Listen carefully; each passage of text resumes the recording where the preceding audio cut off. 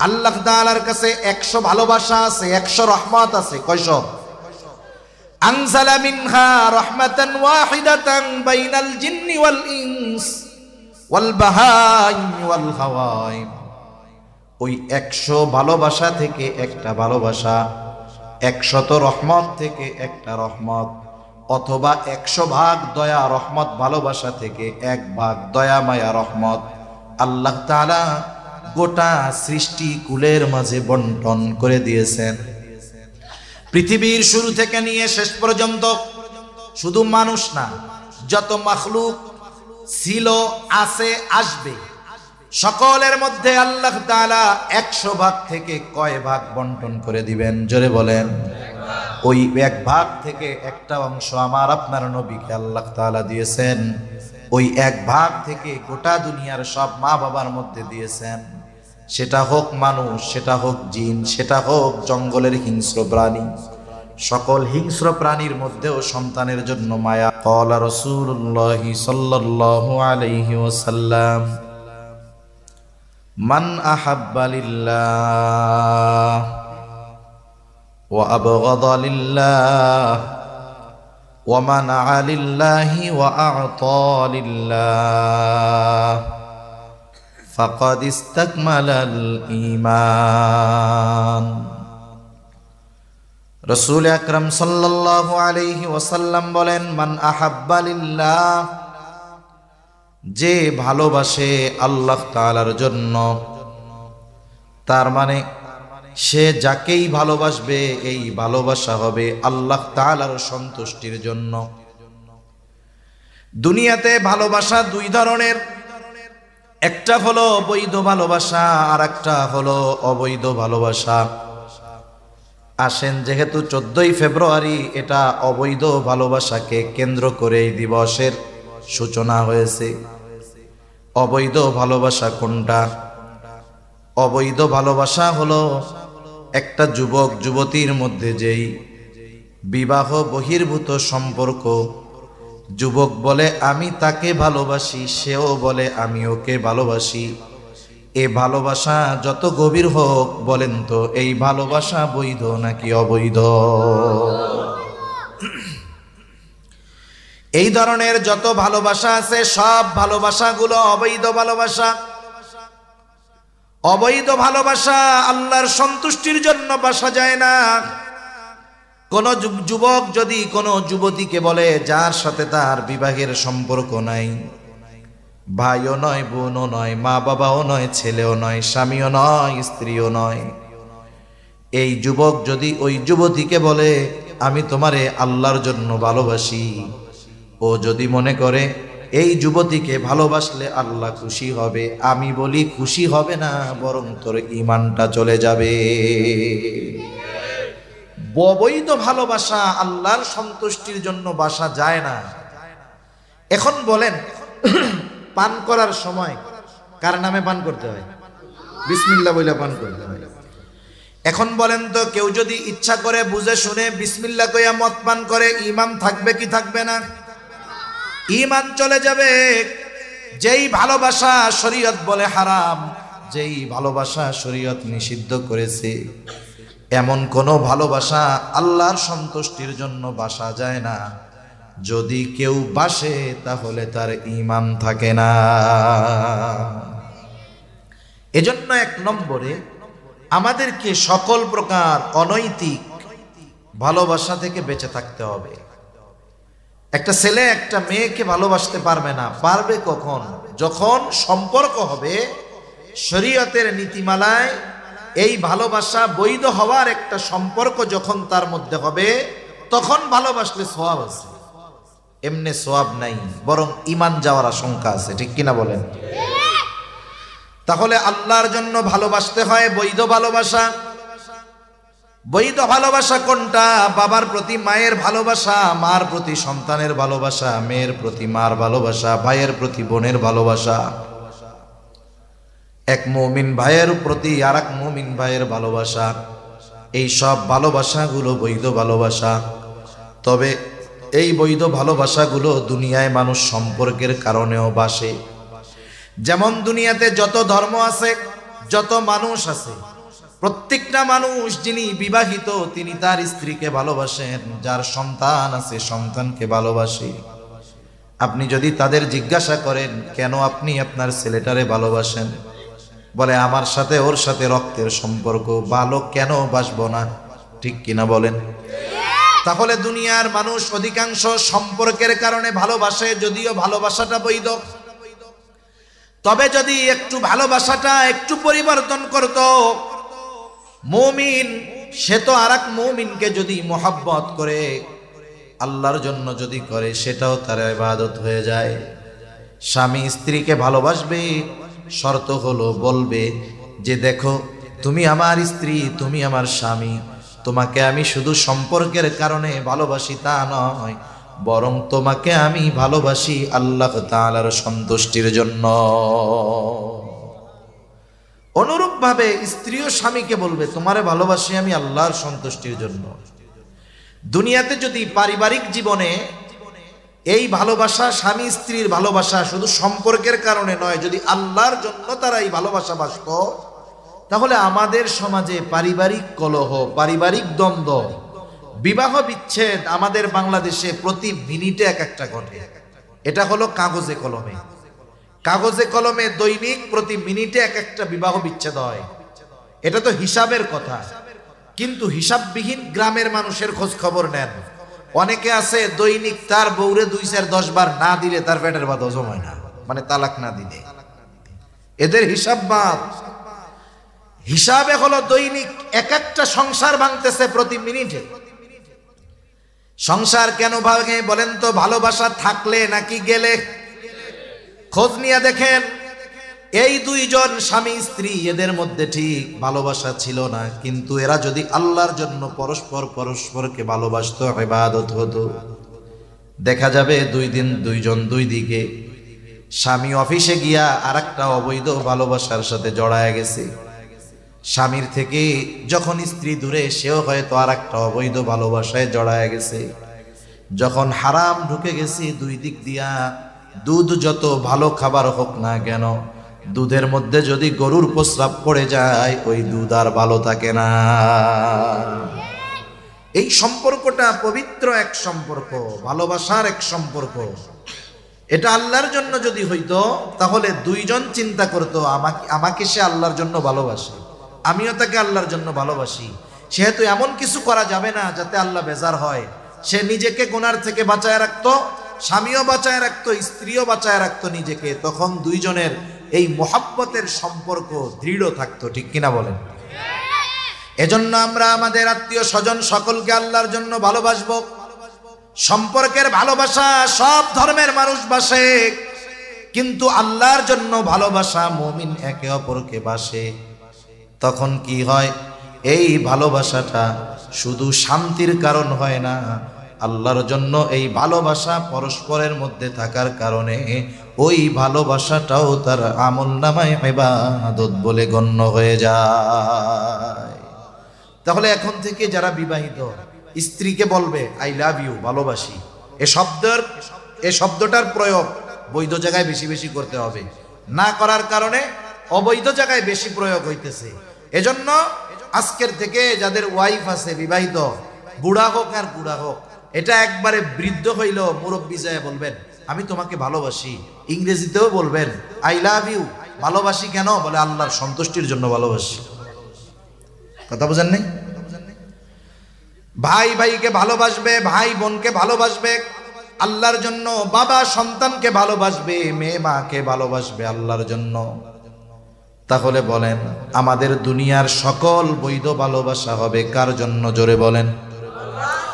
আল্লাহর নবী সেই কথাই বলেন, মান আহাব্বা লিল্লাহ, যে বৈধ ভালোবাসা বাসে আল্লাহ তাআলার জন্য। 2 নাম্বার, ওয়া আবগাদা লিল্লাহ, যে বিরোধিতা করে, দুশ্মনী করে, সম্পর্ক ছিন্ন করে আল্লাহর জন্য। মনে রাখবেন, আপনি যদি আপনার সন্তানকে আল্লাহর জন্য ভালোবাসেন, ওই আল্লাহর জন্যই আপনি সন্তানের বিরুদ্ধে যেতে পারবেন। যদি শুধু সম্পর্কের কারণে আপনি একজনকে ভালোবাসেন, যদি কখনো আল্লাহর জন্য তার বিরোধিতা করতে হয় সেটা আপনি তখন পারবেন না। যদি ভালোবাসার মূলটা হয় আল্লাহর জন্য, তাহলে আল্লাহর জন্য আপনি তাকে দুশমন বানাতে পারবেন। হতে পারে না? বাবা ছেলের মধ্যে শত্রুতা দুশমনি হতে পারে কি পারে না? মনে করেন সন্তানকে আপনি ভালোবাসতেন, এখন এই সন্তান ইসলাম বিদ্বেষী হয়ে গেছে, এই সন্তান এখন ইসলামের বিরুদ্ধের এক বড় শক্তি, ওর প্রতি আর ভালোবাসা রাখা যাবে? আপনি আগে যেমন আল্লাহর জন্য তাকে ভালোবাসতেন, ও যখন আল্লাহর বিরোধী, রাসূলের বিরোধী, ওর বিরুদ্ধে আপনার শত্রুতা হবে, তবে সেটাও হবে আল্লাহর জন্য। এই জন্য যাকে আল্লাহর জন্য ভালোবাসা যায়, যেই সম্পর্কটা আল্লাহর জন্য গড়া যায়, ওই সম্পর্কটা আল্লাহর জন্য ভাঙাও যায়। এটা ভালোবাসার মূলনীতি হবে যে আমাদের ভালোবাসা হবে আল্লাহ তাআলার জন্য, তাহলে ভালোবাসাও যাবে, তাহলে ওই ভালোবাসা ত্যাগ করাও যাবে। সাহাবায়ে কেরাম এই দৃশ্যটা আমাদের সামনে দেখায় গেছেন। তাদের অন্তরে সর্বদা আল্লাহর মুহাব্বত সবচাইতে সুদৃঢ় ছিল, এরপরে নবীজির মুহাব্বত তাদের অন্তরের মধ্যে সর্বোচ্চ ছিল। এই জন্য তারা আল্লাহর মুহাব্বতে আল্লাহর জন্য বাবার বিরোধিতা করতেও পিছপা হয় নাই, আল্লাহর মুহাব্বতে বাবার বিরুদ্ধে অস্ত্র ধারণ করতেও তারা পিছপা হয় নাই। তার নাম হলো আবু উবাইদা, বাবার নাম হলো জাররাহ। আবু উবাইদা জান্নাতের স্পেশাল সুসংবাদ প্রাপ্ত 10 জনের একজন। আমরা অনেক সময় মনে করি, শুধুমাত্র মনে হয় 10 জনের ব্যাপারেই জান্নাতের সংবাদ আল্লাহ দিছে। না, মূলত এই 10 জনের জন্য স্পেশাল ভাবে আল্লাহ তাআলা জানিয়েছেন।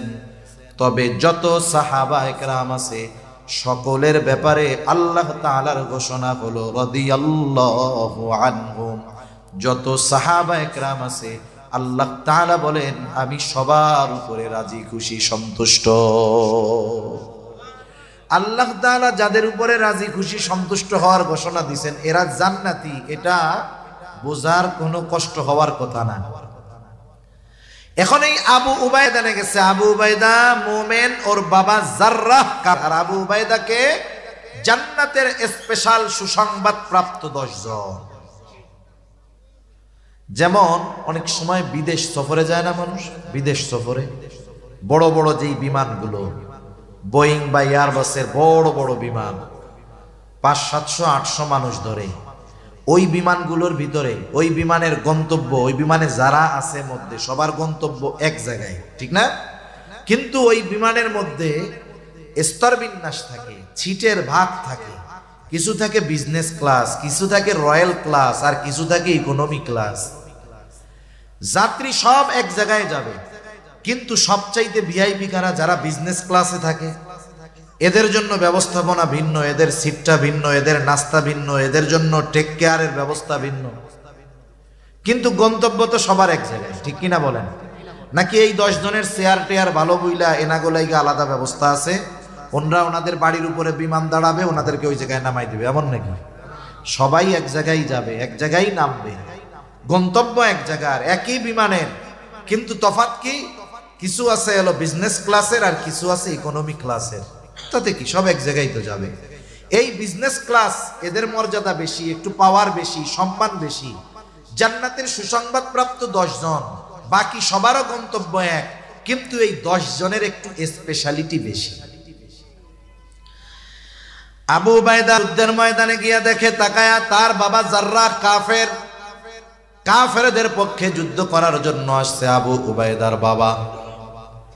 বাবা যদিও কাফের হয়, ইসলাম কখনো বলে না যে বাবা কাফের হইলে বাবার সাথে খারাপ আচরণ করবা, ভালো ব্যবহার করবা না। বরং ইসলাম এটা বলে তোমার বাবা যদি কাফের হয় ওই বাবার সাথে খারাপ আচরণ করবা না, বরং ওই কাফের বাবার সাথেও তোমরা সদাচরণ করবা। ইসলাম কখনো বাবা যদি কাফের হয় কারো, ওই কাফের বাবার সাথে ইসলাম কখনো খারাপ আচরণ করতে বলে না, বরং ইসলাম বলে ওই কাফের বাবার সাথেও কি করবা? সদাচরণ করবা, ভালো ব্যবহার করবা। আসমা বিনতে আবি বকর রাদিয়াল্লাহু তাআলা উনি আসছে নবীজির কাছে, এসে বলে ইয়া রাসূলুল্লাহ, আমার মা একজন মুশরিকা, আপনারে পছন্দ করে না, দেখতে পারে না। নবীজিকে বলতেছে আয়েশা কি, আমার মা একজন মুশরিকা, উনি আপনাকে খুব অপছন্দ করে, দেখতে পারে না আপনারে, উনি মাঝে মধ্যে আমার কাছে আসে, আমার মা যদিও, আমি ওনার সাথে কেমন আচরণ করব? আমরা হইলে কইতাম আমারে দেখতে পারে না, আসলে লাঠি দিয়ে ফিডাইয়া ঘরের থেকে বের করে দিবি। নবীজি কি বললেন, যখন আসবে তুমি তার সাথে উত্তম ব্যবহার করবা। সুবহানাল্লাহ বলেন। তাইলে মা যদি বাবা যদি মুশরিক মুশরিকাও হয়, তাদের সাথে ভালো ব্যবহারের নির্দেশ আল্লাহও দিয়েছেন, রাসূলুল্লাহও দিয়েছেন। সুবহানাল্লাহ বলেন। মা মুশরিক, ভালোবাসেন মারে, সমস্যা নাই, ভালোবাসা এই জায়গা খাটান। আল্লাহ রাব্বুল আলামিন মা বাবা মুশরিক হলে যে ভালোবাসা যাবে না এমনটা বলেন নাই। রাসূলুল্লাহ সাল্লাল্লাহু আলাইহি ওয়াসাল্লামের নির্দেশনার মাধ্যমে জানা যায় মা বাবা যদি মুশরিক হয় ভালোবাসতে কোনো অসুবিধা নাই। আবার আল্লাহ তাআলা কোরআনুল কারীমের মধ্যে জানায় দেন, মা বাবা যদি মুশরিক হয়, ওই মা বাবার সাথে খারাপ আচরণ করার সুযোগ সন্তানের না। তাআলা সবচাইতে বেশি বেজার হন বান্দা যখন শিরিক করে। কি করে বলেন? ঘুমাইতেছেন নাকি? তাকবীর দেন, নারায়ে তাকবীর। জবাবটাও এরকম একটু জোরে দিয়েন, তাহলে বুঝবো না দাজা আছেন। আল্লাহ তাআলা সবচাইতে বেশি বেজার হয় বান্দা যখন কি করে বলেন? শিরিক করে, আল্লাহর সমকক্ষ দাঁড় করায়, আল্লাহর সমকক্ষ দাঁড় করায়। মানে যেই জিনিসটা দেওয়ার পাওয়ার আল্লাহ, ওই জিনিসটা সে আর একটা মাখলুকের কাছে চায়। আমাদের দেশে তো অনেক সময় তাজাডার কাছে চায়, এও এক ব্যাপার বুঝলাম, কিন্তু অনেক সময় মরাডার কাছে গিয়াও চায়। মানে বুঝেন নাই, মাজারে গিয়া চায়, আছে না নাই? কবরের পাশে গিয়া চায়, আছে না নাই? আরে মাজারওয়ালার কি পোলাপান দেওয়ার ক্ষমতা আছে? ওর যদি থাকতো এই ক্ষমতা, ওই তো নিজেই মরতো না, কমপক্ষে নিজের বাঁচার চেষ্টাটা করত। আল্লাহ তাআলা সবচাইতে বেজার হয় বান্দা যদি আল্লাহর সাথে শিরিক করে। নামাজ না পড়লে বেজার হয়, কিন্তু শিরিক করার মতো বেজার হয় না। শিরিক করলে এত বেজার হয় আল্লাহ, যে আল্লাহ তাআলা আমার আপনার নবীজিকে আরশে আজিম পর্যন্ত সফর করিয়েছেন। ওখানে গিয়ে এই ঘোষণা, এই খবর আমাদের জানিয়ে দিয়েছেন যে হাবিব, আপনার উম্মত যদি শিরিক থেকে বেঁচে থাকে, তার দ্বারা যদি অন্য কোনো পাপ সংগঠিত হয়ে যায়, শিরিক থেকে যদি বাঁচে, মাপ চাইলেই আমি আল্লাহ অন্যগুলা মাফ করে দিব। সুবহানাল্লাহ বলেন। বরং আল্লাহ তাআলা তো এমনটা বলেন, আমি চাইলেই মাফ করে দিব যদি শিরিক না করে। বান্দা গুনাহ করছে, মাপ চায় নাই, কিন্তু সে কখনো শিরিক করে নাই। আল্লাহ তাআলা আল্লাহর কাছে মাপ চাওয়া ছাড়া, ওই নামাজ পড়ে নাই ওই গুনাহ মাফ করে দিতে পারে, রোজা রাখে নাই ওই গুনাহ আল্লাহ চাইলে মাফ করে দিতে পারে, তার ক্ষমা চাওয়া লাগবে না। কিন্তু যদি শিরিক করে, মাফ না চাওয়া পর্যন্ত, তাওবা না করা পর্যন্ত আল্লাহ ক্ষমা করবে না। এত বেজার হয় আল্লাহ শিরিক করলে। আল্লাহ তাআলা বলেন, ইন্নাশ শিরকা লাযুলমুন আযীম, শিরিক হলো মহাজুলুম, মহা অন্যায়। আবার আল্লাহ তাআলা বলেন, ইন্নাল্লাহা লা ইয়াগফিরু আন ইউশরাকা বিহি ওয়া ইয়াগফিরু মা দুনা যালিকা লিমান ইয়াশা। আল্লাহ তাআলা শিরকের গুনাহ ক্ষমা করবেন না, তাছাড়া বাকিগুলা উনি চাইলেই করে দিবেন। এবং শিরককে আল্লাহ তাআলা বলেন কি, ইন্নাশ শিরকা লাযুলমুন আযীম, শিরক হলো মহা জুলুম।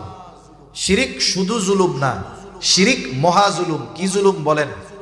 এখন আসেন একটু জুলুম আর মহা জুলুমের পার্থক্যটা আমরা একটু জানি। কথা যেহেতু আসলো, আপনারা কি কথা বোঝার জন্য বসছেন তো নাকি? একটা হলো মনে করেন অনেকে কথা শোনার জন্য বসে, অনেকে কথা বোঝার জন্য বসে।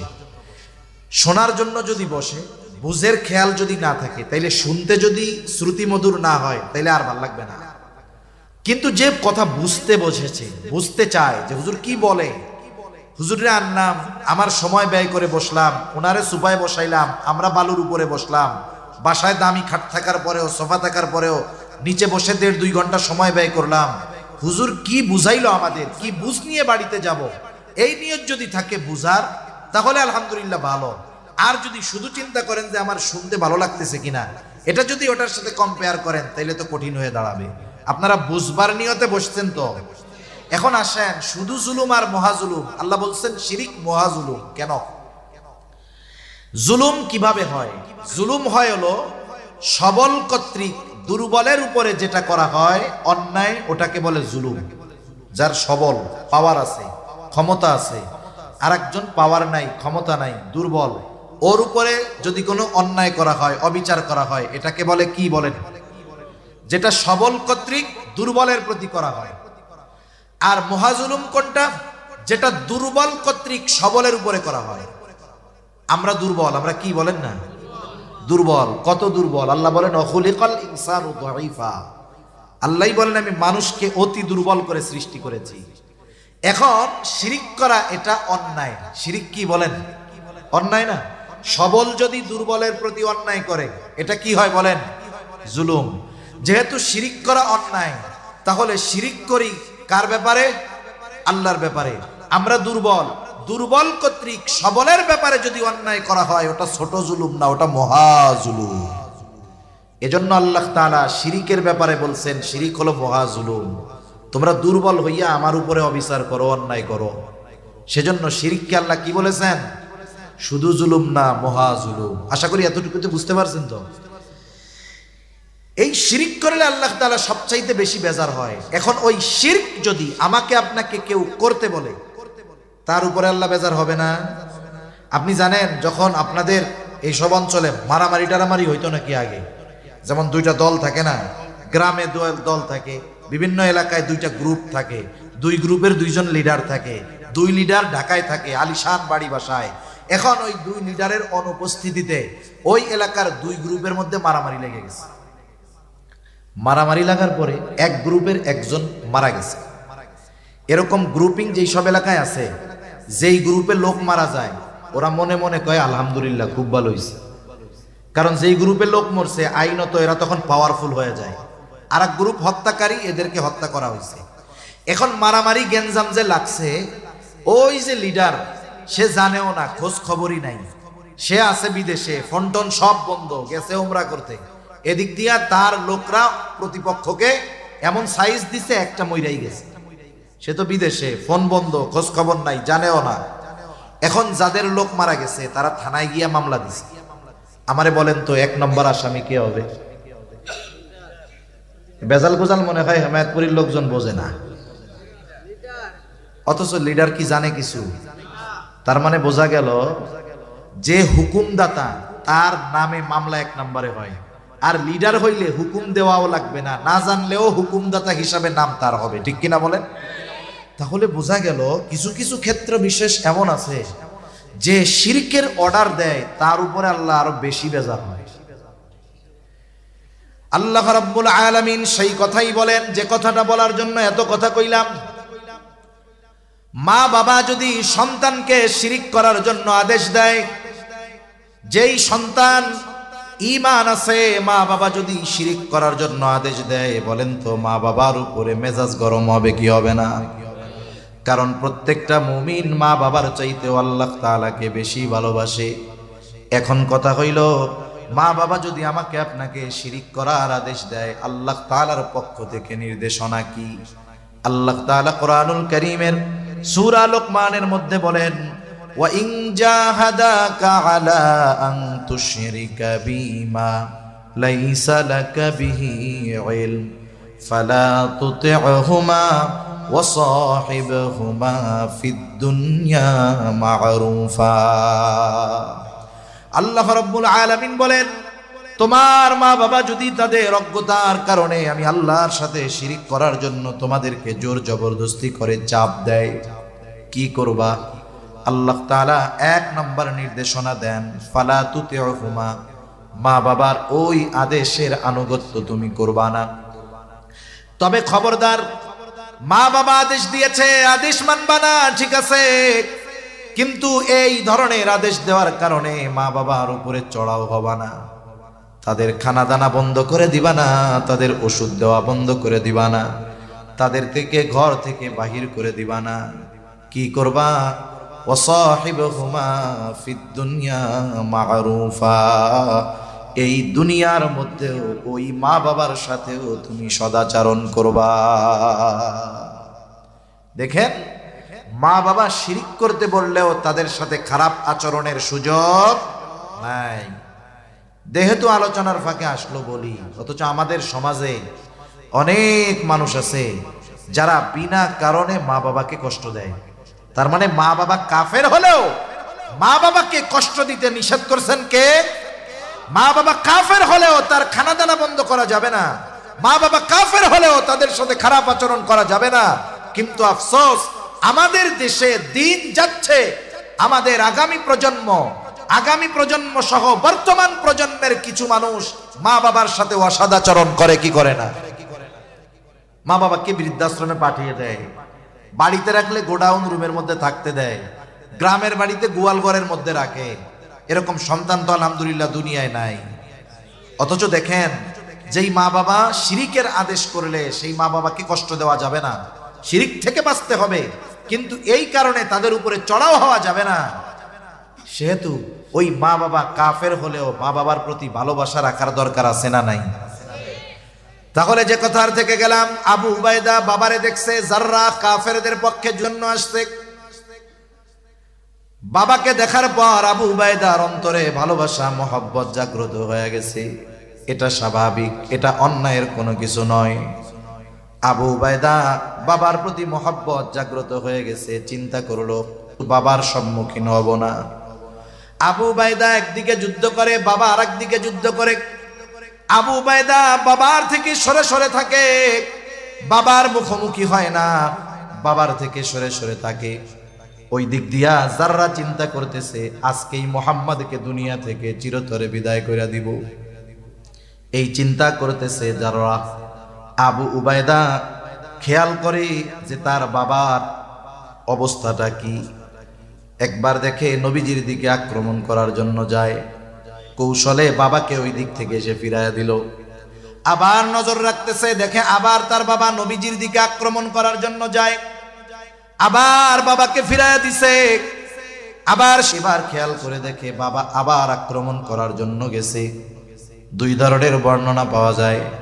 একটা হলো এইবার আর আবু উবাইদা তার বাবাকে ঠেকানোর চেষ্টা করে নাই, বরং বাবার এই আচরণটা তার পছন্দ হয় নাই। কারণ আবু উবাইদার অন্তর ঈমানে ভরপুর, আল্লাহর মহব্বত, নবীর মহব্বত দিয়ে ভরপুর। নবীজির সাথে এমন বেয়াদবি আবু উবাইদা পছন্দ করে নাই। এইবার গিয়া একটা কূপ দিয়া বাবাকে দেহ থেকে বাবার মাথাটাকে সে আলাদা করে দিয়েছে। আরেক বর্ণনায় আসছে আবু উবাইদা সরে সরে থাকে, যুদ্ধ করতে চায় না বাবার সাথে। কিন্তু আল্লাহ তাআলা চায়, ও আবু উবাইদা, আমি আল্লাহ তোমার মনের অবস্থা জানি, তোমার বাবার প্রতি মহব্বত ভালোবাসা। কিন্তু আল্লাহ তাআলা পরীক্ষা করতে চায় এই মহব্বত বাবার প্রতি বেশি নাকি আল্লাহর প্রতি বেশি। আল্লাহ তাআলা এবার বাপ বেটারে মুখোমুখি বানায় দিলেন। বাবা মুমিন, বাবা কাফের, সন্তান মুমিন। বাপ বেটা মুখোমুখি হয়ে গেছে। আবু উবাইদা সামনে যখন দেখে বাবা, আবু উবাইদার হাতের উঁচু তলোয়ারটা নিচু হয়ে গেছে। কেন নিচু হইছে? বলেন বাবার মহব্বতে। বলেন কার মহব্বতে? উঁচু তরবারি নিচে হইছে কার মহব্বতে? এইবার আবু উবাইদা তলোয়ার নিচে নামায় দিছে যেহেতু বাবা। কিন্তু আবু উবাইদা মুমিন, তার পিতা যাররা কাফের। কাফেরের অন্তরের অবস্থা আর মুমিনের অন্তরের অবস্থা কখনো এক হতে পারে না। মুমিনের অন্তর ঈমানের আলোয় ভরপুর, মুমিনের অন্তর বিশ্বাস দ্বারা ভরপুর। কাফেরের অন্তর কুফরির অন্ধকারে ভরপুর, পাপাচারে ভরপুর, অবিশ্বাসে ভরপুর। আবু উবাইদার বাবা যাররা চিন্তা করছে, হায় রে, যতই হোক পুলা আমার, এইটা তো ধর্মত্যাগী, এর দিয়া বিশ্বাস নাই। আবু উবাইদা কিন্তু উঁচু তরবারি নিচু করে ফেলছে। কিন্তু পিতা কাফের যাররা, বাবা সন্তানের উপরে এবার যখন তরবারি পরিচালনা করতে গেছে আবু উবাইদাকে হত্যা করে ফেলবে, এইবার আবু উবাইদার অন্তরে বাবার মহব্বত নিচে পড়ে গেছে, আল্লাহর মহব্বত জয়ী হয়ে গেছে। তাহলে আবু উবাইদা তরবারি নিচু করছে বাবার মহব্বতে। কার মহব্বতে? এইবার বাবা যখন এই মহব্বতের মর্যাদা দিতে পারে নাই, আবু উবাইদার তরবারিও বাবার বিরুদ্ধে উঁচু হয়ে গেছে। এবার বলেন তরবারি উঁচু হইছে কার মহব্বতে, জোরে বলেন। এবার বাপ বেটার মধ্যে লড়াই শুরু হয়ে গেছে। লড়াইয়ের এক পর্যায়ে আবু উবায়দা নিজের হাতে নিজের বাবাকে দুনিয়া থেকে বিদায় করে দিয়েছে। বদরের যুদ্ধ শেষ হয়ে গেল। কাফেররা বলা বলি করতেছে, দেখ মোহাম্মদ কি পালে এইগুলা, বাপরেও ছাড় দেয় না, পোলায় বাপরে হত্যা করে ফেলছে। নবীজিও চুপ করে আছে, কি ঘটনা কইটা গেল, উনিও এটা চিন্তা করে নাই কি ঘটনা কইটা গেল। কাফেররা ইহুদি নাসারারা বলা বলি করে, দেখ ছেলে বাপরে হত্যা করে ফেলছে। আমাদের দেশে এই ঘটনা একটা দুইটা নয়, খোঁজ নেন শত শত হাজার হাজার ঘটনা আছে। নেশার টাকার জন্য, মোটর সাইকেলের টাকার জন্য, অন্যান্য অনেক অপরাধ করার জন্য, সম্পদের জন্য সন্তান নিজের হাতে বাবাকে টুকরা টুকরা করে ফেলে, হত্যা করে ফেলে। বলেন তো এইরকম ঘটনা কম বেশি জানা আছে না নাই? আবু উবায়দা সম্পদের জন্য বাপরে হত্যা করছে, আবু উবায়দা টাকা পয়সার জন্য হত্যা করছে। আরে আবু উবায়দা কেন হত্যা করছে বাবাকে, দুনিয়ার কেউ না জানলেও জানে কে? আরো জোরে বলেন কে? আল্লাহর মোহাব্বতে আবু উবায়দা এই কাজ করছে, দুনিয়ার কোনো স্বার্থে করে নাই। নবীজি চুপ, আসমান থেকে কোনো ঘোষণা এখনো আসে না। কাফেররা কথা বলা বলি করে, টিটকারি মারে। জিবরাইল আলাইহিস সালাতু ওয়াস সালাম এইবার এই ঘটনাকে কেন্দ্র করে ওহী নিয়ে হাজির হয়ে গেলেন। আবু উবায়দা সহ ওই জায়গায় বদরের যুদ্ধে যারা এই রকম ঈমান দীপ্ত মোহাব্বতের পরিচয় দিয়েছে, তাদের ব্যাপারে আল্লাহ তাআলা ওহী নাজিল করে বলেন, লা তাজিদু কওমান ইউমিনুনা বিল্লাহি ওয়াল ইয়াউমিল আখির ইউআদ্দুনা মান হাদ্দাল্লাহা ওয়া রাসূলাহু ওয়ালাউ কানু আবাআহুম আও আবনাআহুম আও ইখওয়ানাহুম আও আশীরাতাহুম উলাইকা কাতাবা ফি কুলুবিহিমুল ঈমান। আল্লাহ রাব্বুল আলামিন নবীজিকে বলতেছে, আরে ওরা যে কথা বলে বলুক, শুনে নেন আপনি। লা তাজিদু কওমান ইউমিনুনা বিল্লাহ, যারা আল্লাহ তাআলাকে ভালো, আল্লাহ তাআলার প্রতি ঈমান রাখে, ইউমিনুনা বিল্লাহি ওয়াল ইয়াউমিল আখির, যেই কওম আল্লাহ এবং আখিরাতের প্রতি ঈমান রাখে, তাদেরকে আপনি এমন অবস্থায় পাবেন না। কেমন অবস্থায়?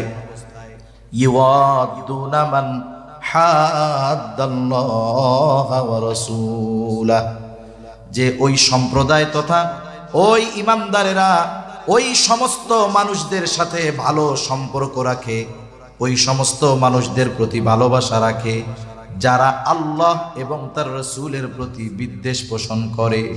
তার মানে প্রকৃত মুমিন যারা, এরা আল্লাহ এবং রাসূলের প্রতি বিদ্বেষ পোষণকারীদেরকে কখনো পছন্দ করে না। আল্লাহ বলতেছে ওই লোকগুলোর ব্যাপারে যারা বদরের ময়দানে একজন সন্তানকে মেরে দিছে, একজন বাইরে আর একজন বাপরে সাইজ করে দিছে। এখন এই ঘটনা ঘটছে, এক যুদ্ধে একজন বাপরে মারছে, আর একজন ছেলেরে মারছে, আর একজন বাইরে মারছে, আর একজন আশেপাশের প্রতিবেশীরে সাইজ করে দিছে। এখন ওরা বলা বলি করতেছে না যে এরা কেমন কম, দেখছস বাপরেও সাইজ করে দিছে, বাইরেও দিছে, তারপরে ছেলেরেও দিছে, ছেলেরেও ছাড় দেয় নাই, এগুলো কেমন লোক? আল্লাহ তাদের ব্যাপারে বলতেছে, ওরা হলো এমন লোক, ওরা এমন ইমানদার যে আল্লাহ এবং রাসূলের প্রতি বিদ্বেষ পোষণকারী কাউকে ওরা পছন্দ করে। এখন এই মুমিনদের ওই অপছন্দকারী ব্যক্তিগুলো যদি তারা মুমিনদের বাবাও হয়, তার মানে প্রকৃত মুমিনের বাবা যদি আল্লাহ এবং রাসূলের প্রতি বিদ্বেষ পোষণকারী হয়, ওই বাপকেও মুমিন ছেড়ে দেয় না। ওয়ালাউ কানু আবাহুম আও আবনাআহুম, সন্তানের প্রতি যত মায়া মোহাব্বত থাকুক না কেন, সন্তান যদি আল্লাহ এবং রাসূলের প্রতি বিদ্বেষ পোষণকারী হয়, ওরা ওই সন্তানকেও ছেড়ে দেয় না। সুবহানাল্লাহ বলে। অথচ চিন্তা করে দেখেন, একটা বাবা তার জীবনের সব পরিশ্রম করে সন্তান কেন্দ্রিক, ঠিক কিনা বলেন? অথচ ঈমানদার সন্তান যদি বদ্দিন হয়, সন্তানকেও ছেড়ে দেয় না। আও ইখওয়ানাহুম, যদি তাদের ভাইও হয়, ওই মুমিনরা আল্লাহ এবং রাসূলের বিদ্বেষ পোষণকারী ওই ভাইকেও তারা ছেড়ে দেয় না। আও আশিরাতাহুম, আরে আশেপাশের আত্মীয় স্বজন যে হয় হোক, কাউকে ছেড়ে দেয় না। যেখানে বাপরে ছাড়ে না, সন্তানকে ছাড়ে না, আল্লাহ এবং রাসূলের বিষয়কে কেন্দ্র করে সেখানে তো আশেপাশে অন্য ব্যক্তিদের কথাই চলে না, ঠিক কিনা বলেন? আল্লাহ তাআলা এবার কি বলেন, এরা এত কঠোর কেন, দ্বীনের ব্যাপারে এত কঠোর কেন হতে পেরেছে যে বাপরেও ছাড়ে না? আল্লাহ তাআলা বলেন এই কঠোরতার কারণ হলো উলাইকা কাতাবা ফি কুলুবিহিমুল ঈমান ওয়া আইয়াদাহুম বিরূহিম মিন। আল্লাহ তাআলা বলেন উলাইকা কাতাবা ফি কুলুবিহিমুল ঈমান ওয়া আইয়াদাহুম বিরূহিম মিন, তাদের অন্তরকে ঈমান দ্বারা পরিপূর্ণ করে দেওয়া হয়েছে, তাদের অন্তরের মধ্যে আল্লাহ এবং রাসূলের মহব্বতকে সুদৃঢ়ভাবে বদ্ধমূল করে দেওয়া হয়েছে। সাথে সাথে আল্লাহ তাআলা বিশেষ শক্তি দ্বারা তাদের হাতকে শক্তিশালী করেছে। আল্লাহ তাআলা এবার তাদের আরেকটু প্রশংসা করে বলেন, আপনি জানেন এরা এই কাজ করার কারণে কি প্রতিদান পাবে? কাফেররা বলে কি খারাপ কাজ করলো, আর আল্লাহ বলেন শুনে নেন, এদেরকে আমি অন্তরের মধ্যে স্পেশাল ভাবে ঈমানি শক্তি দিয়েছি। আমি আল্লাহ এবং আপনার প্রতি মহব্বতের কারণে এই পাওয়ার তারা অর্জন করেছে। শুইনা নেন, ওয়ায়ুদখিলুহুম জান্নাতিন তাজরি মিন তাহতিহাল আনহার খালিদিনা ফিহা রাদিয়াল্লাহু আনহুম ওয়া রাদু আন। আল্লাহ তাআলা বলেন এই কর্মগুলো যারা করলো তাদেরকে এমন জান্নাতে প্রবেশ করানো হবে যেই জান্নাতের পাদদেশ দিয়ে আছে প্রবাহিত নহর, সেখানে তারা চিরকাল অবস্থান করবে। শুধু তাই না, কেন এই প্রতিদান দিব? কাফেররা যদিও তাদের এই কর্মের জন্য তিরস্কার করতেছে, আপনি শুইনা নেন, রাদিয়াল্লাহু আনহুম ওয়া রাদু আন, তাদের এই কর্মের কারণেই আমি আল্লাহ স্বয়ং তাদের উপরে সন্তুষ্ট। তাহলে আমি যে কথার থেকে গেছি আবার পেছনের দিকে যাই, যে আমার আপনার কারো সাথে যদি দুশ্মনী পোষণ করতে হয়, শত্রুতা করতে হয়, বিরোধিতা করতে হয়, আমার সম্পদের জন্য করব না, জায়গা জমির জন্য করব না, ক্ষমতার জন্য করব না। যদি আমার বাবাকেও দুশ্মন বানাতে হয়, কার জন্য বানাবো? আরো জোরে বলেন, কার জন্য? আপনি আমাকে গোটা দুনিয়ার মধ্যে এমন একটা ঘটনা দেখান, এক বাবা তার ছেলেরে মাইরা ফেলছে, আল্লাহর জন্য একটাও পাবেন না। বাপ ছেলেরে মারতেছে, ছেলে বাপরে মারতেছে, দুনিয়ার পাওয়ার, জমি, জাতি, ক্ষমতা এইসবের জন্য। কিন্তু আল্লাহর মুহাব্বতকে প্রাধান্য দিয়ে এই ধরনের কাজ করা এটা যেন তেন ব্যাপার নয়। তাহলে আসেন আমরা আর একটু সামনে যাই, আপনাদের কষ্ট হয়ে যাচ্ছে বেশি, সময়ও হয়ে গেছে অনেক। রাসূলুল্লাহ সাল্লাল্লাহু আলাইহি ওয়াসাল্লাম বললেন, এক নাম্বার, মান আহাব্বা লিল্লাহ, ভালোবাসতে হবে কার জন্য? জোরে বলেন। যাকে ভালোবাসলে আল্লাহ খুশি হবে, আমরা অবশ্যই অবশ্যই তাকে ভালোবাসবো। এই ভালোবাসাটা হবে আল্লাহর জন্য। বলবো ভাই আপনারে আল্লাহর জন্য ভালোবাসি। এখন যদি কাউকে দুশ্মন বানাতে হয়, শত্রু বানাতে হয়, জাগতিক কোনো কারণে দুশ্মন বানাবো না। দুশ্মনও যদি বানাতে হয়, নিজের বাবাকেও দুশ্মন বানাবো, তবে কার মহব্বতে? ওমান আলিল্লাহ, কাউকে কিছু যখন দিব, প্রদান করব, কার সন্তুষ্টির জন্য? কাউকে কিছু থেকে যখন বাধা প্রদান করব, কার সন্তুষ্টির জন্য? এই চারটা বিষয় যদি আমার আপনার মধ্যে চলে আসে, ভালোবাসা যদি আল্লাহর সন্তুষ্টির জন্য হয়, শত্রুতা যদি আল্লাহর সন্তুষ্টির জন্য হয়, কাউকে দেওয়া যদি সন্তুষ্টির জন্য হয়, কাউকে কিছু থেকে বাধা দেওয়া যদি আল্লাহর সন্তুষ্টির জন্য হয়, নবীজি বলেন শুনে নাও, ফাকাদ ইস্তাকমালাল ঈমান, এই চার গুণ সম্পন্ন মুমিন সে হলো কামেল মুমিন, সে তার ঈমানকে পরিপূর্ণ করলো। আর আল্লাহকে সবচাইতে বেশি ভালোবাসে কে? যার ঈমান পরিপূর্ণ। এখন কার ঈমান পরিপূর্ণ এটা আমরা বুঝতে পারছি তো? বুঝেন নাই? যার মধ্যেই চার গুণ থাকবে, ভালোবাসবে আল্লাহর জন্য, দুশ্মনী করবে আল্লাহর জন্য, কাউকে কিছু দিবে আল্লাহর জন্য, কাউকে কিছু থেকে বাধা দিবে আল্লাহর জন্য, তার ঈমান পরিপূর্ণ। আর ওই ব্যক্তির ব্যাপারেই আল্লাহ বলেন ওয়াল্লাযীনা আমানু আশাদ্দু হুব্বাল লিল্লাহ, যেহেতু তার ঈমান পরিপূর্ণ আর সে আল্লাহকে ভালোবাসে, সুদৃঢ় ভালোবাসা। সুবহানাল্লাহ বলেন। তাহলে এক নম্বরে আমাদের সর্বোচ্চ ভালোবাসতে হবে কাকে? দুই নাম্বার, আল্লাহর রাসূলকে সর্বোচ্চ ভালোবাসতে হবে। আমি আলোচনা বেশি লম্বা করব না, আমি বেশি সময় আর কষ্ট দিব না। কেন নবীকে সবচাইতে বেশি ভালোবাসবো এর দুই একটা কথা আমি বলবো আপনাদের। বলেন তো আল্লাহকে ভালোবাসবো কেন? কারণ আল্লাহ আমাদের ভালোবাসে। মনে করেন আপনারে যদি একজন এই পরিমাণ ভালোবাসে যে সে আপনার জন্য জীবন দিতে প্রস্তুত, আপনিও তাই, তাহলে তাকে ভালোবাসতে গিয়ে জীবন দিতে হলে পিছপা হবেন? বলেন তো পিছপা হবেন না, কমপক্ষে তো সমান সমান বাসবেন। এখন আসেন আল্লাহরে যে আমরা সর্বোচ্চ ভালোবাসবো, কেন বাসবো এর একটা জবাব দেই পরের আলোচনায় যাওয়ার আগে। কষ্ট হচ্ছে না তো আপনাদের? ঘুম আসতেছে? তাকবীর দেন আবার, নারায়ে তাকবীর। এই তো মাশাআল্লাহ, বোঝা যাচ্ছে ঈমান দীপ্ত শক্তি কিছু আছে। এখন আল্লাহকে কেন ভালোবাসবো? বিষয় হলো আল্লাহ আমাদের সবচাইতে বেশি ভালোবাসে। আমাদের সবচেয়ে বেশি ভালোবাসে কে? কত ভালোবাসে একটা হাদিস বলি, এরপরে আমি পরের আলোচনায় যাই। আল্লাহ তাআলা আমাদের কত ভালোবাসে, কত ভালোবাসা আমাদের জন্য আল্লাহ তাআলার। রাসূল আকরাম সাল্লাল্লাহু আলাইহি ওয়াসাল্লাম বলেন ইন্না লিল্লাহি মিআতু রাহমাহ আনজালা মিনহা রাহমাতান ওয়াহিদাতান বাইনাল জিন্নি ওয়াল ইনস ওয়াল বাহাইমি ওয়াল হাওয়া। নবীজি বলেন, আবু হুরায়রা রাদিয়াল্লাহু তাআলা আনহু থেকে বর্ণিত হাদিস, নবীজি বলেন আল্লাহ তাআলার কাছে 100টা রহমত আছে। এই রহমতের অর্থ ধরবেন ভালোবাসা। 100টা কি আছে? রহমত আসছে রহিম শব্দ থেকে। আমি যাক শব্দিক ব্যাখ্যা আর যাবো না, তাহলে আরেক ঝামেলা হয়ে যাবে। রহমত মানে আপনি ভালোবাসাই অর্থ নেন। আল্লাহ তাআলার কাছে 100 ভালোবাসা আছে, 100 রহমত আছে। কয়শো? আনজালা মিনহা রাহমাতান ওয়াহিদাতান বাইনাল জিন্নি ওয়াল ইনস ওয়াল বাহাইমি ওয়াল হাওয়াইম। ওই 100 ভালোবাসা থেকে একটা ভালোবাসা, 100 রহমত থেকে একটা রহমত, অথবা 100 ভাগ দয়া রহমত ভালোবাসা থেকে 1 ভাগ দয়া মায়া রহমত আল্লাহ তাআলা গোটা সৃষ্টি কুলের মাঝে বন্টন করে দিয়েছেন।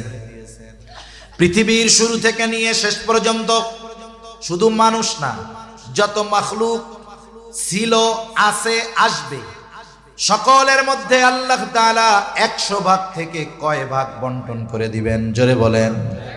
ওই 1 ভাগ থেকে একটা অংশ আমার আপনার নবীকে আল্লাহ তাআলা দিয়েছেন। ওই 1 ভাগ থেকে গোটা দুনিয়ার সব মা বাবার মধ্যে দিয়েছেন। সেটা হোক মানুষ, সেটা হোক জিন, সেটা হোক জঙ্গলের হিংস্র প্রাণী। সকল হিংস্র প্রাণীর মধ্যেও সন্তানের জন্য মায়া আছে না নাই? আল্লাহ তাআলা সকলের মধ্যে দিয়েছেন। আমার আপনার নবীকেও ওই 1 ভাগ থেকে একটা অংশ আল্লাহ তাআলা দিয়েছে। নবীজি বলেন আখরাল্লাহু লাহু 99 রাহমা, বাকি 99 ভাগ ভালোবাসা, দয়া মায়া রহমত আল্লাহ তাআলা নিজের কাছে সংরক্ষণ করে রাখছে। কেন? 1 ভাগ দিছে গোটা সৃষ্টিকুলের মধ্যে, শুরু থেকে নিয়ে শেষ পর্যন্ত সকল প্রাণীর অন্তরে এই 1 ভাগের একটা অংশ গেছে। যেমন বিষধর সাপ, ওরও বাচ্চার জন্য মায়া আছে না নাই? ওই মায়াটুকু 1 ভাগের একটা অংশ। বাঘ কত হিংস্র বলেন তো, তার বাচ্চার জন্য তার অন্তরের মধ্যে মায়া মহব্বত ভালোবাসা আছে না নাই? ওই 1 ভাগের থেকেই একটা অংশ। নবীজি বলেন আল্লাহ তাআলা বাকি 99 ভাগ দয়া মায়া রহমত ভালোবাসা নিজের কাছে রাখছেন। কেন? নবীজি বলেন ইয়াগফিরু বিহি ইবাদাহু ইয়াউমাল কিয়ামাহ, বাকি 99 ভাগ দয়া মায়া রহমত ভালোবাসা দিয়ে আল্লাহ তাআলা কিয়ামতের দিন তার গুনাহগার বান্দাদেরকে ক্ষমা করে দিবে। তাহলে আল্লাহ তাআলা আমাদের সবচেয়ে বেশি ভালোবাসে। এই জন্য আমাদেরও সবচাইতে বেশি ভালোবাসতে হবে কাকে? এই ভালোবাসা শুধু হুজুররা বাসবে আর মুরব্বীরা বাসবে, যুবকরা গিয়া যুবতীদের বাসবে, এরকম নাকি? তাহলে চিন্তা করে দেখেন, আমার আপনার অন্তরের মধ্যে ভালোবাসা আছে না? এই ভালোবাসা যদি আপনি অবৈধ জায়গায় ব্যয় করেন, আল্লাহর কসম এই ভালোবাসার খেয়ানত হবে। কিয়ামতের দিনের জবাব আল্লাহর কাছে দেওয়া লাগবে যে আমি তোর অন্তরে মোহাব্বত দিয়েছিলাম, ভালোবাসা দিয়েছিলাম, তুই অবৈধভাবে ভালোবাসা ব্যয় করেছিস, অথচ আমি আল্লাহ এবং আমার রাসূলের প্রতি তোর ভালোবাসা ছিল না, তুই খেয়ানতকারী, ঠিকানা জাহান্নামে যা। সেজন্য ভালোবাসার দামি সম্পদ। আমি ভালোবাসার ওয়াজ করতে চাইছি না, ভালোবাসা যে দামি সম্পদ বুঝতে পারছেন, ভালোবাসা যে বৈধ সম্পদ বুঝতে পারছেন। বৈধ সম্পদ বৈধ জায়গায় ব্যয় করতে হবে, বৈধ সম্পদ অবৈধ জায়গায় ব্যয় করলে গোনা না সওয়াব? জোরে বলেন কি হবে? বড় বড় গোনা হবে। এখন আসেন ফার্স্ট পার্ট কমপ্লিট, মোটামুটি সংক্ষিপ্ত সারে, যে আমাদের অন্তরে যে ভালোবাসা আছে এটা আমাদের পরিবার পরিজন আত্মীয় স্বজন মুমিনের জন্য হবে, তবে সম্পর্কের জন্য নয়, এই ভালোবাসাটাও হবে আল্লাহর জন্য। কার জন্য? যেহেতু আমরা আমাদের জীবনের সর্বোচ্চ ভালোবাসা রেখেছি কার জন্য? আল্লাহর জন্য। দ্বিতীয়, নবীজির জন্য হবে এর পরবর্তী ভালোবাসা। নবীজির জন্য ভালোবাসা হবে আমার আপনার জীবনের চাইতে বেশি, আল্লাহ এবং রাসূলকে ভালোবাসতে হবে। এখন নবীজিকে সর্বোচ্চ ভালো কেন বাসবো, নবীজিকে কেন ভালোবাসবো একটু শুনেন। একটা উদাহরণ দিই, অল্প সময়ের মধ্যে তেলে শেষ করে দিতে পারবো। এখন আপনাকে একজন মানুষ শুধু বলে ভাই আপনারে খুব ভালোবাসি, কি বলে বলেন? বলে না দোস্ত তোমারে আমি খুব ভালোবাসি, দোস্ত তোমার লাইগে জীবন হতে পড়লে মা জীবন দিয়ে দেয়, মা বাবা জীবন দিয়ে দেয়, কিন্তু কঠিন মুসিবতের দিন যখন মানুষেরা পড়ে যাবে সেই দিন মা সন্তানকে চিনবে না, সন্তান মাকে চিনবে না। আল্লাহ তাআলা বলেন ইয়াউমা ইয়াফিরুল মারউ মিন আখিহি ওয়া উম্মিহি ওয়া আবিহি ওয়া সাহিবাতিহি ওয়া বানিহি লিকুল্লি ইমরিইম মিনহুম ইয়াউমা ইযিন শা'নুন ইউগনি। আল্লাহ তাআলা বলেন কিয়ামতের দিন ভাই ভাইয়ের থেকে পলায়ন করবে, ওয়া উম্মিহি ওয়া আবিহি পিতামাতার থেকে পলায়ন করবে, ওয়া সাহিবাতিহি ওয়া বানিহি স্ত্রী সন্তানদের থেকে পলায়ন করবে। একটু চিন্তা করে দেখেন, দুনিয়ায় ভাই বিপদে পড়লে ভাই দৌড়ায়া যায়, দুনিয়ায় মা বাবা সন্তান যখন বিপদে পড়ে মা বাবা দৌড়ায়া আসে, মা বাবার প্রতি সন্তানের কত মহব্বত থাকে, মা বাবা সন্তানের জন্য যদি জীবন দিতে হয় দুনিয়ায় জীবনও দিয়া দেয়। দুনিয়ায় স্ত্রী সন্তান তাদেরকে কেন্দ্র করে এই জীবন গড়ে। সন্তানের চেহারা দেখলে সারা দিনের ক্লান্তি নিমেষেই দূর হয়ে যায়, কিন্তু কিয়ামতের দিন ওই সন্তান বাবার মুখোমুখি হইতে যাবে না। যেই মা সন্তানের জন্য দুনিয়ায় জীবন দিয়ে দেয় ওই সন্তানের মুখোমুখি মা সেই দিন হতে চাইবে না। আল্লাহ তাআলা বলেন সবাই সবার থেকে পালায়া থাকবে, লুকায়া থাকবে, প্রত্যেকটা মানুষ তার নিজের চিন্তায় বিভোর থাকবে। আল্লাহ তাআলা কোরআনুল কারীমের মধ্যে জানায়া দেন, তাফসীরের মধ্যে আসছে, এমনও হবে মানুষেরা এমন করে বলবে, মানুষেরা এরকম বলবে, আল্লাহ সারা দুনিয়ার সব মানুষকে জাহান্নামে দিয়ে হলেও আপনি আমাকে আপনি জান্নাতে দিয়া দেন। তাহলে মুসিবতটা কত বড় একটু চিন্তা করে দেখেন। যেই দিন সকলে নাফসি নাফসি নিজের চিন্তায় বিভোর, সেই দিন সকলেই চিন্তিত থাকবে, আমার আপনার নবীজিও চিন্তিত থাকবে। তবে নবীজি নিজের জন্য চিন্তা করবে না, নবীজি তার উম্মতের মাগফিরাতের চিন্তায় থাকবে। সেই দিন মা চিন্তা করবে ছেলেরে জাহান্নামে দিয়া হলেও আমি যেন জান্নাতে যাইতে পারি, আর নবীজি উম্মতের চিন্তায় বিভোর থাকবে। কি করবে নবী সেই দিন? নবীজি আল্লাহ তাআলার কাছে উম্মতের মাগফিরাতে ফরিয়াদ করবে, সুপারিশ করবে। হাদিসের মধ্যে আসছে নবীজি একবার দৌড়িয়ে চলে যাবে হাউজে কাউসারের কাছে, না জানি তার কোন উম্মত হাউজে কাউসার থেকে পানি পান থেকে মাহরুম হয়ে যায়। আর একবার দৌড়ে চলে যাবে পুলসরাতের কাছে, না জানি তার কোন উম্মত পুলসরাত পাড়ি দিতে ব্যর্থ হয়ে যায়। নবীজি আর একবার দৌড়ে চলে যাবে জাহান্নামের কাছে, না জানি তার কোন উম্মতকে জাহান্নামে দিয়ে দেওয়া হয়। নবীজি আর একবার দৌড়ে চলে যাবে মিজানের কাছে, না জানি তার কোন উম্মত ওজনে ধরা পড়ে যায়। আবার যখন উম্মতের জন্য সুপারিশ দরকার, আল্লাহ তাআলার কাছে আয়েশা উম্মতের জন্য সুপারিশ করবে। হাদিসের মধ্যে আসছে সব নবী জান্নাত অভিমুখে রওনা হয়ে যাবে, সব নবী জান্নাতের দোরগোড়ায় পৌঁছায়া যাবে, কিন্তু জান্নাতের দরজা বন্ধ, জান্নাতের দরজা খোলা হবে না। জিজ্ঞাসা করবে কি ব্যাপার, জান্নাতের দরজা খোলা হয় না কেন? জান্নাতের পাহারাদারেরা জবাব দিয়ে বলবে, যিনি আসলে খোলা হবে তিনি এখনো আসেন নাই। তিনি কে? বলে তিনি হলেন মুহাম্মদুর রাসূলুল্লাহ সাল্লাল্লাহু আলাইহি ওয়াসাল্লাম। কোথায় তিনি? বলে তিনি এখনো হাসরের ময়দানে। নবীজি যতক্ষণ না তার ওই উম্মত যার যাররা পরিমাণ ঈমান আছে তার ব্যাপারেও আল্লাহ তাআলার কাছ থেকে জান্নাতের নিশ্চয়তা নবী যতক্ষণ না পাবেন, আমার আপনার নবী ততক্ষণ পর্যন্ত জান্নাত অভিমুখে রওনা হবে না। একটু চিন্তা করেন, আমি কোনো পলিটিক্যাল লিডার বা পলিটিক্সের কথা বলি না, কিন্তু দেশের বড় পলিটিক্স যারা করে এরা আমাদের আশেপাশের কাছের আত্মীয় স্বজন।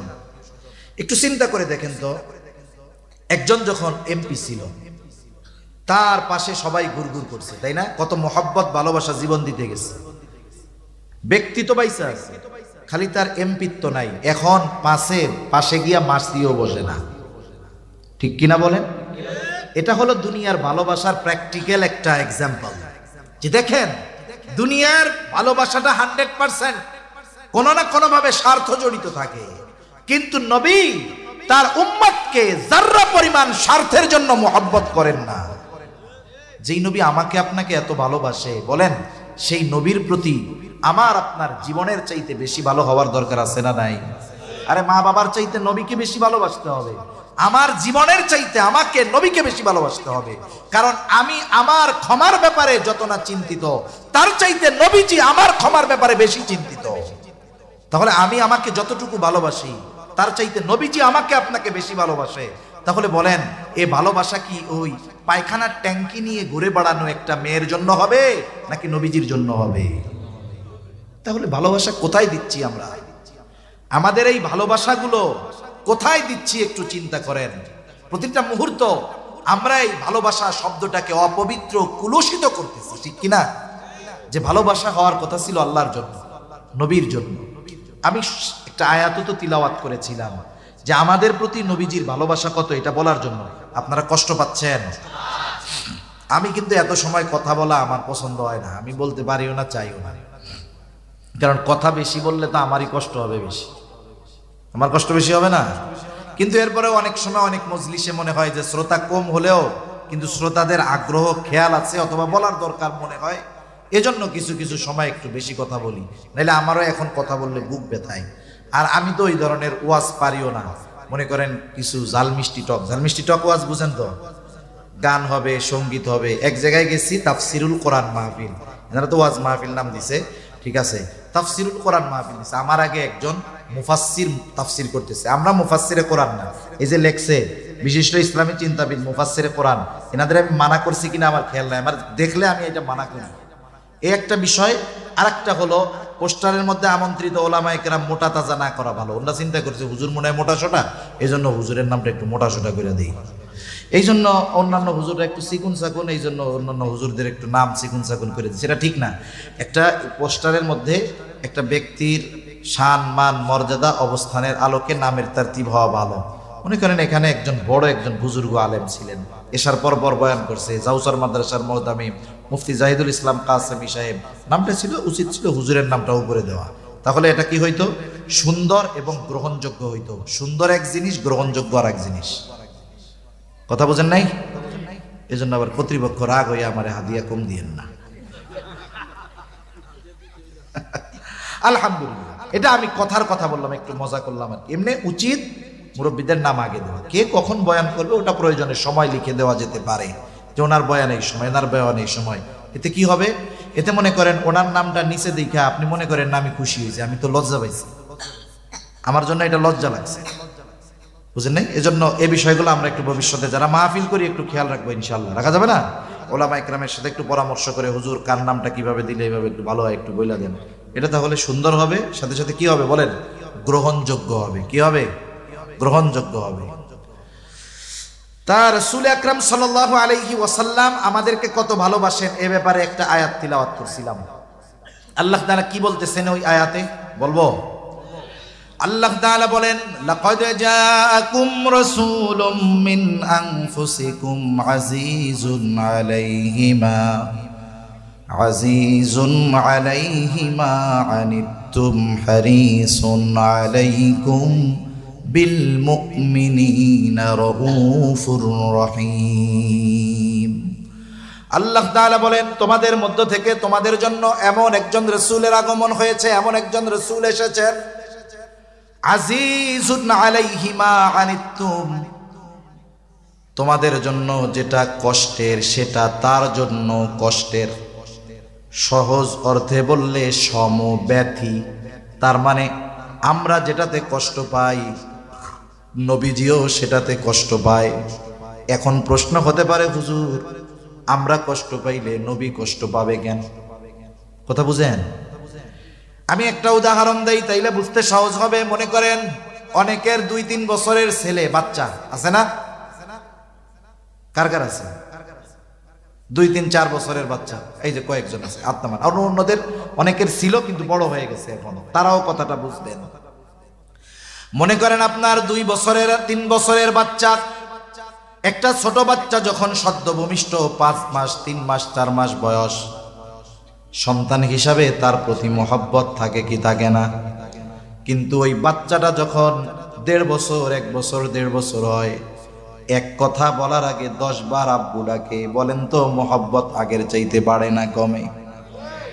এই যে মহব্বত বাড়ে 2 বছর 1.5 বছর 3 বছরের বাচ্চা, মনে করেন এই বাচ্চাটা গভীর রাতে প্রচন্ড রকমের জ্বরাক্রান্ত হয়েছে, এতটা জ্বর তার গোটা দেহ কেমন যেন আগুন ধরে গেছে, চোখ দুটো কেমন যেন বের হয়ে যাচ্ছে, ছলছল করতেছে চোখ দুটো। বাচ্চার কষ্ট হয়, জ্বরের তীব্রতায় শরীরের মধ্যে কাঁপুনি হয়ে গেছে, মুখ দিয়ে তার কষ্টের শব্দ বের হচ্ছে, আহ আহ। ছোট বাচ্চা, পাশে বসা আছে তার মা বাবা। এই ফিল, এই অনুভূতি ওয়াজ করে বোঝানো কঠিন। আমি যদি ওই মা বাবাকে জিজ্ঞাসা করি যে এই পরিস্থিতিতে পড়েছে, যে বলেন তো ওই বাচ্চা অসুস্থ হয়ে যতটা কষ্ট পায়, তার পাশে বসে থাকা তার মা বাবা ওই বাচ্চার চাইতে কষ্ট কম পায় না বেশি পায়? অসুস্থ সন্তান কষ্ট পায় কে? মা বাবা। কিন্তু অন্য আরেক মা বাবা তো আপনার সন্তানের অসুস্থতায় ব্যথা কষ্ট পাবে না। আপনি কেন পান? কারণ আপনি একে সর্বোচ্চ ভালোবাসেন। নবীজি কেন আমাদের কষ্টে কষ্ট পান? কারণ নবীজি আমাদেরকে মা বাবার চাইতে বেশি ভালোবাসে। এই জন্য নবী চান না তার উম্মত কোনটা জাহান্নামে যাক। এজন্যই আল্লাহ তাআলা বলেন, ও দুনিয়ার মানুষ শুনে নাও, এই রাসূল হলো এমন এক রাসূল, যেই রাসূল তোমাদের কষ্টের কারণে সে কষ্ট পায়। 2 নম্বর আল্লাহ তাআলা বলেন, হারিসুন আলাইকুম, রাসূল হলেন তোমাদের জন্য কল্যাণকামী, সর্বোচ্চ কল্যাণকামী নবীজি। একটা হাদিস বলি, নবীজি উম্মতের জন্য কখন কোন জায়গায় কোনটা কল্যাণকর সেই দিকে খেয়াল রাখতেন। নবীজি বলেন, আল্লাহ তাআলা সব নবীকে তার উম্মতের ব্যাপারে এক একটা বিষয় এবং ওই দোয়াটা কবুল হওয়ার নিশ্চয়তা আল্লাহ তাআলা দিয়েছেন। সব নবী দুনিয়ায় তার উম্মতের জন্য ওই দোয়াটা করে ফেলছে, আমি ওই দোয়াটা করি নাই, ওটাকে আমি সংরক্ষণ করে রাখছি। কিয়ামতের দিন আমার উম্মতের জন্য ওই দোয়াটা আমি আল্লাহ তাআলার কাছে সুপারিশ হিসাবে করব। কারণ নবী জানে দুনিয়ার মুসিবতের চাইতে ওই সময় মুসিবত বেশি। এই দোয়াটা এই সময় করার চাইতে ওই সময় করলে আমার উম্মতের জন্য কল্যাণকর বেশি হবে। এই জন্য নবী উম্মতের সর্বোচ্চ কল্যাণকামী হিসাবে ওইটাকে সংরক্ষণ করছে। তবে মুমিনদের প্রতি নবীজির ভালোবাসা হলো স্পেশাল ভালোবাসা। সবার জন্য ভালোবাসা আছে, কিন্তু মুমিনদের জন্য কি ভালোবাসা বলেন? স্পেশাল। এজন্য আল্লাহ তাআলা বলেন, বিল মুমিনিনা রাউফুর রহিম, মুমিনদের জন্য তিনি হলেন রাউফ, তিনি হলেন রহিম। আল্লাহ তাআলার অনেকগুলো গুণবাচক নাম আছে।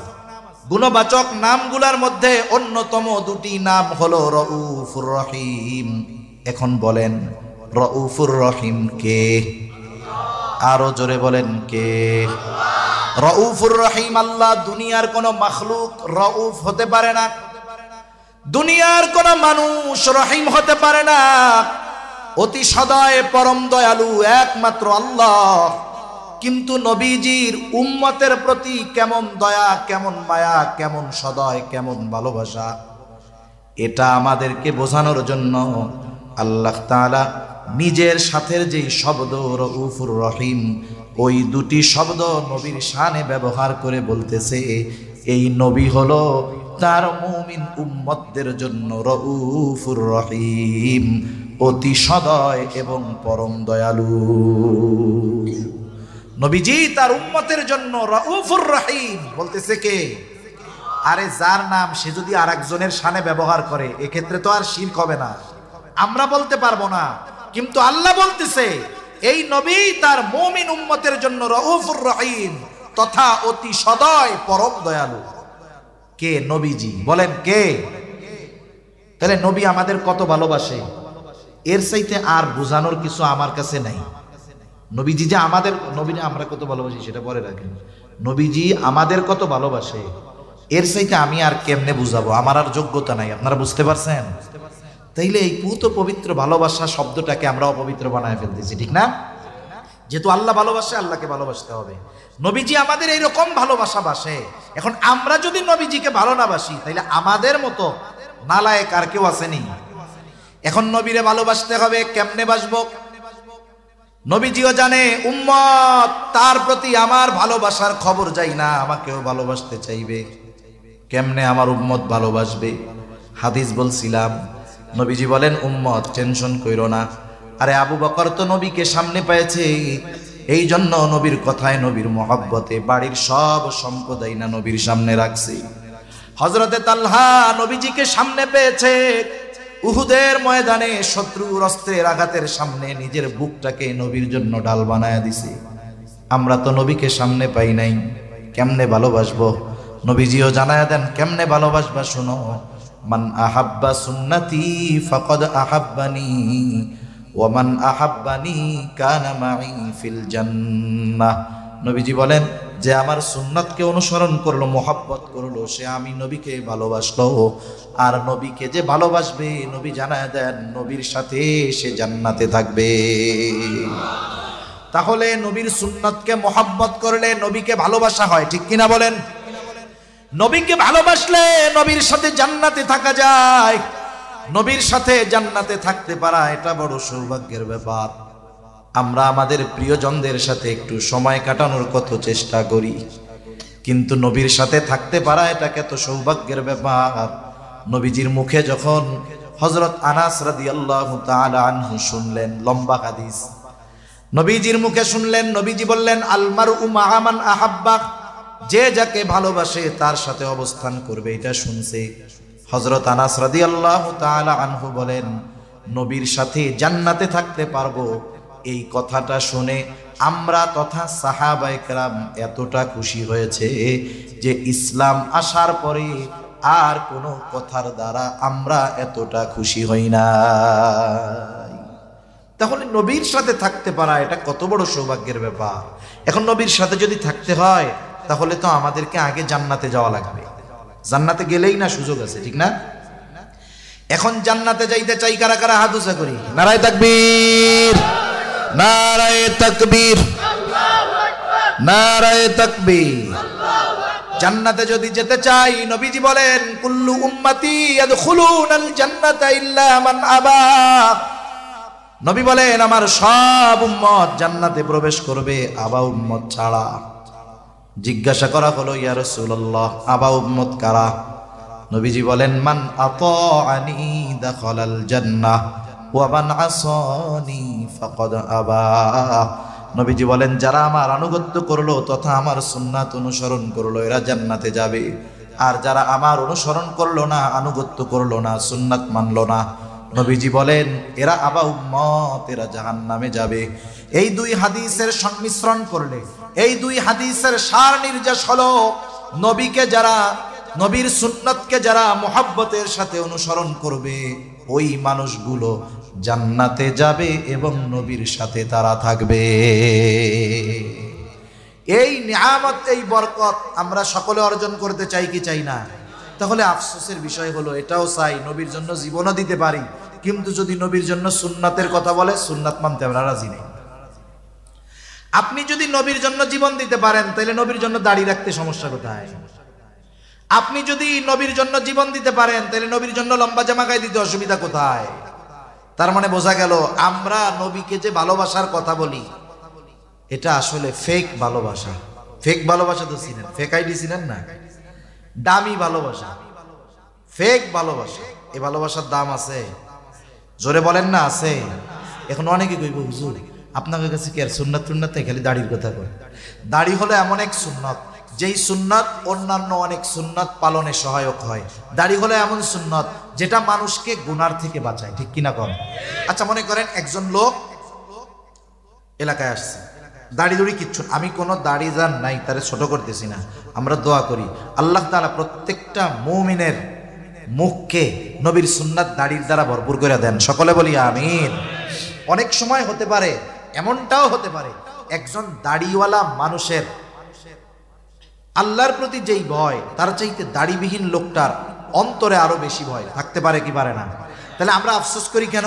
যেই লোকটার আল্লাহর প্রতি এত মোহাব্বত, এত ভালোবাসা, এই লোকটার সুন্নাত মানতে অসুবিধা কোথায়? এই জন্য তার জন্য আফসোস করি। দাড়িবিহীন লোককে ঘৃণা করি না, তাদের জন্য আমরা আফসোস করি। কি করি বলেন না?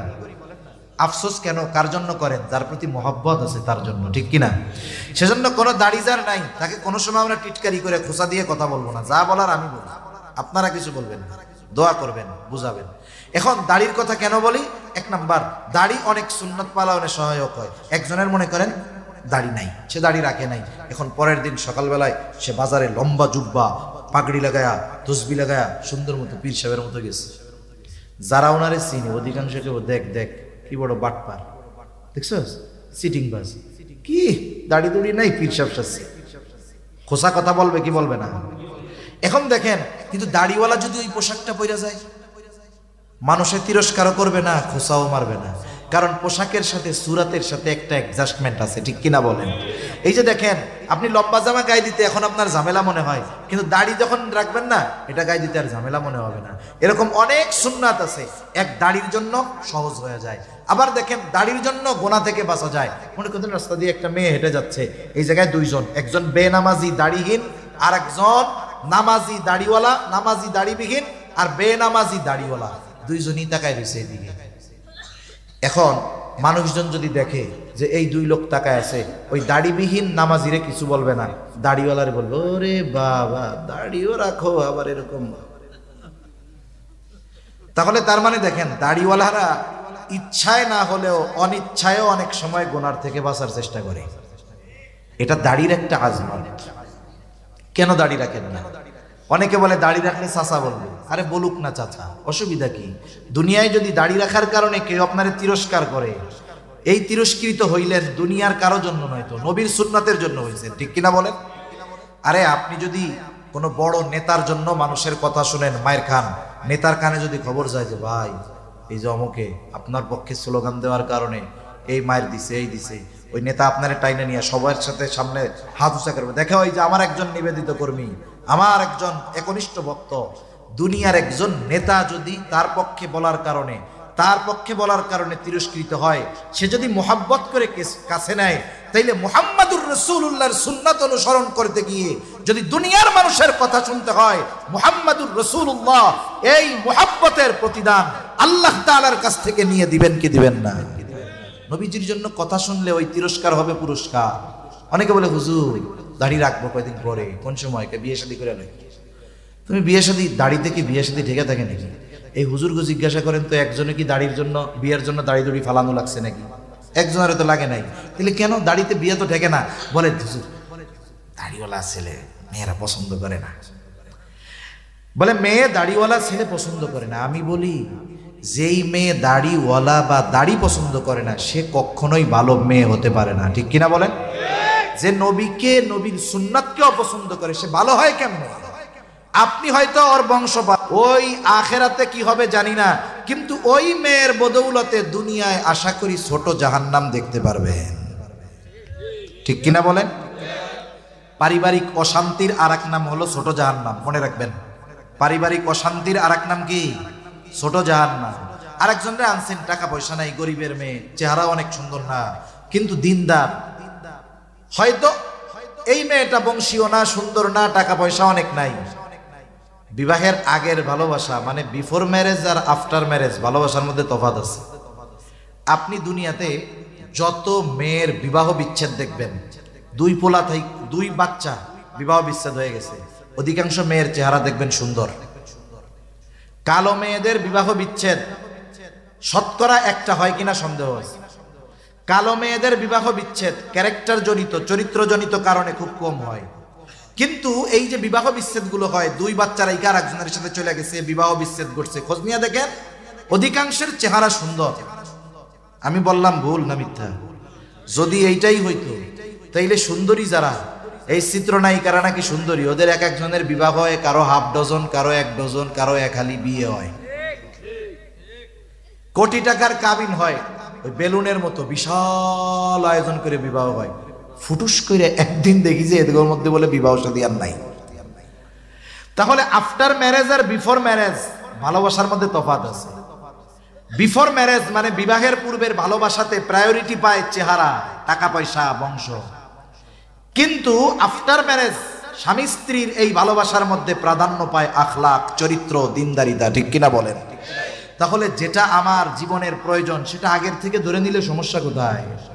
এজন্য যারা বলে যে দাড়ি রাখলে সুন্দর ভালো মেয়েরা পছন্দ করবে না, আমি বলি যেই মেয়ে দাড়ি পছন্দ করে না ওই মেয়ে কশ্চিনকালে ভালো হতে পারে না। সর্বশেষ একটা কথা বলি, এ দুনিয়া থেকে আমরা কেউ থাকতে পারবো? আমাদের পূর্বপুরুষ কেউ থাকতে পারে নাই। আপনাদের মাইকেও মাঝে মধ্যে মানুষ মারা গেলে এলান করে না, অমুকে ইন্তেকাল করছে।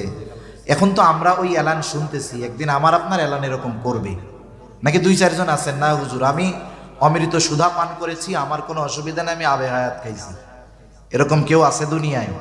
কেউ থাকতে পারবে না। আমি শুধু একটা চিন্তা আপনাদের মাথায় ঢুকায় দিতে চাই, একটু চিন্তা করেন। আমার আপনার যখন মরণ হবে, আমি মরি আর আপনি মরেন, যেহেতু লেভেলে আছে মুসলমান, পরিচয়টা মুসলমান, আমাকে আপনাকে সুন্দরভাবে গোসল দিয়ে কাফন পরিয়ে লাশের খাটিয়ায় উঠায়া জানাজার ময়দানে নিয়ে যাওয়া হবে, জানাজা হবে।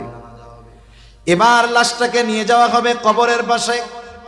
কবরের মধ্যে 2 জন ব্যক্তি নামবে, উপর থেকে 2 জন আমার আপনার দেহটাকে ধরায় দিবে, নিথর দেহ। এই যে যখন কবরস্থ করা হয় লাশ, এই সময় একটা দোয়া পড়া হয়, বিসমিল্লাহি ওয়া আলা মিল্লাতি রাসূলিল্লাহ। এই দোয়া একদিন এখন আমরা হয়তো পড়ি, এক সময় আমাদের ব্যাপারে পড়বে। কি বলা হয় এই দোয়ার মধ্যে? একটু দিলের কান দিয়া শুনেন শেষ কথা। কি বলা হয়?